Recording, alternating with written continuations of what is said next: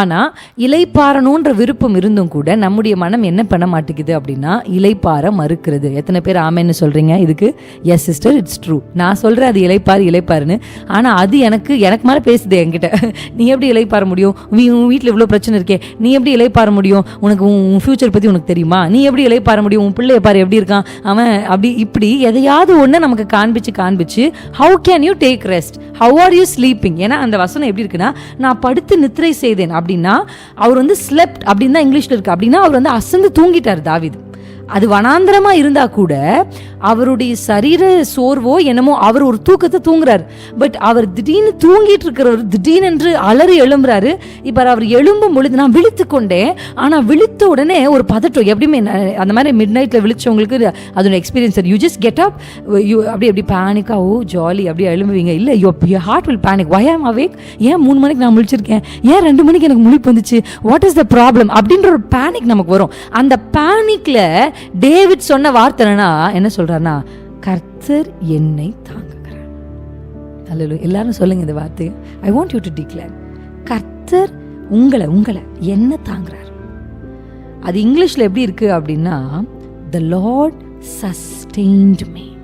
The Lord sustained me அப்படின்னா அவர் என்னை தாங்குகிறார், அவர் என்னை தாங்குகிறார். அப்ப இளைப்பாற மறுக்கிற உன் இருதயத்தினிடத்தில் சொல்லுங்கள், கர்த்தர் என்ன தாங்குறாரு, நீ இளைப்பார். நீ ஒன்னும் உன்னை தாங்கல, உன் குடும்பத்தை ஒன்னும் நீ தாங்கல, உன் பிள்ளைகளை ஒன்னும் நீ தாங்கல. You are not sustaining your family, you are not sustaining your children, you are not sustaining your business, you are not sustaining your ministry. It's God who sustain.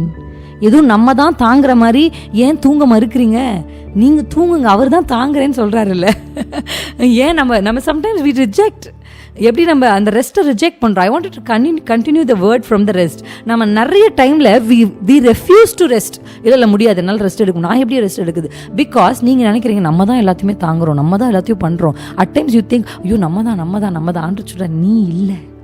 இந்த வனாந்திரத்தில் ஒரு சின்ன விஷப்பூச்சி கடிச்சா கூட தாவீது செத்துருவார். S R no? தாவீது சாகணும்னா ஒரு சின்ன விஷப்பூச்சி கடிச்சா கூட டேவிட் செத்து. நீங்க பார்த்துருக்கீங்க எப்படி விதவிதமான மரணங்கள் இந்த காலங்களில் நடக்குது.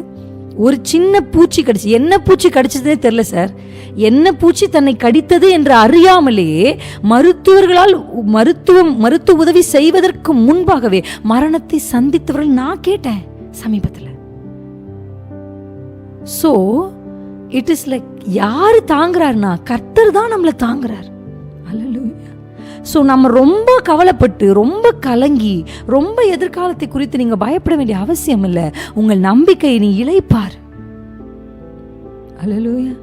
என் மனமே இளைப்பாரு, ஏசப்பா உனக்கு நன்மையே செய்தார். ஃபாதர் அப்பா பாடியிருக்கார், அழகான பாட்டு.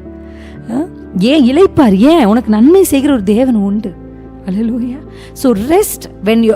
இப்போ நான் நேற்று போன வாரம் பிரசங்கிச்ச வசனம் கேட்குறதுக்கு நல்லா இருந்தால் கூட ஐ கேனாட் அப்ளை ப்ராக்டிக்கலி அப்படின்னும் போது this word is that God sustains.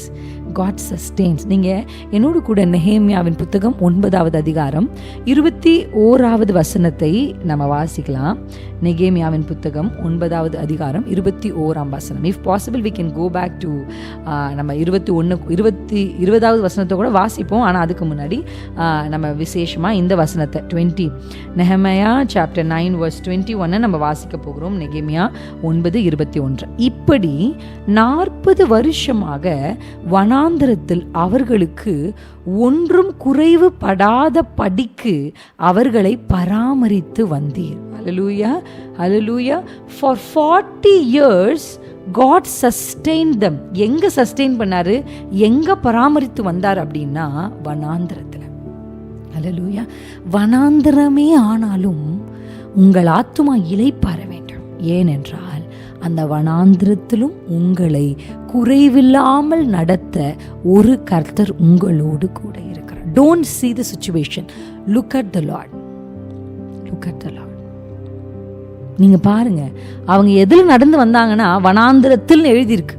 அவங்க நடந்து வந்த பாதைகள் ஏதோ பயங்கரமான ஈஸியான கம்ஃபர்டபுளான ஜேர்னி கிடையாது. The journey of Israelites was not a easy journey. But அங்கே அவங்களை தாங்குகிற ஒரு கர்த்தர் அவர்களோடு இருந்தார், அவர்களை பராமரித்தார். எப்படி பராமரிச்சார்னா குறைவில்லாமல் பராமரிச்சார். அல்லேலூயா. They lacked nothing. அவங்களுக்கு ஒரு குறைவு இல்லை. அவங்க வனாந்திரத்தில் தான் நடந்தாங்க, ஆனால் குறைவில்லை. அல்லேலூயா. ஆமென். நான் எப்படி சொல்கிறேன்னா, உங்களுக்கு எல்லாமே கம்ஃபர்டபுளாக இருக்கும் அப்படின்னு நான் சொல்லலை. Out of all the issues that you are going through, ஆண்டவர் உங்களை தாங்கிட்டு இருக்கிறாரு. உங்களை தாங்கி கொண்டிருக்கிறார். அது வனாந்திரமே. ஆனால் நீங்கள் சொல்லணும், எப்படி வனாந்திரத்தில் படுத்திருந்த தாவீதை கர்த்தர் தாங்கினாரோ, எப்படி 40 வருஷம் வனாந்திரத்தில் நடந்த இஸ்ரவேலர்களை கர்த்தர் தாங்கினாரோ. அந்த வார்த்தை எவ்வளோ அழகாக இருக்கு பாரு. நீங்கள் அந்த வார்த்தை, I lack nothing because my God sustains me. That has to be your declaration. நான் ஒன்றுக்கும் குறைவுபடுவதில்லை, ஏன்னா என் கர்த்தர் என்னை தாங்குகிறார். அல்லேலூயா, அல்லேலூயா. குறைவுகள் நிறைய சம்பாதிச்சும் குறைவுள்ளவர்கள் இருக்கிறாங்க. நிறைய எல்லாமே இருந்தும் அவங்களுக்குள்ள குறைவுகள் இருக்குது. ஆனால் ஒன்றும் நமக்கு பெருசாக நம்மக்கிட்ட இல்லை, ஆடம்பரங்கள் இல்லை, பெரிய காரியங்கள் ஒன்றும் இல்லை. ஆனால் நம்ம குறைவில்லாமல் இருக்கணும்னா கர்த்தர் நம்மை தாங்குகிறார். அந்த வார்த்தை எப்படி இருக்குன்னா, அவர்கள் வஸ்திரங்கள் பழமையாய் போகவும் இல்லை, அவர்கள் கால்கள் வீங்கவும் இல்லை. வனாந்திரங்கள் இருக்கலாம், நீங்கள் வனாந்திரத்தில் நடக்கலாம், ஆனால் உங்கள் கால்கள் வீங்காது, உங்கள் வஸ்திரங்கள் பழமையாக. ஆமென். வஸ்திரத்தை நான் பார்க்கும்போது இட் இஸ் நமக்கு ஒரு கார்மெண்ட் இருக்குது, அதுதான் கார்மெண்ட் ஆஃப் சால்வேஷன். எத்தனை பேருக்கு அந்த கார்மெண்ட் தெரியும்னு தெரியல.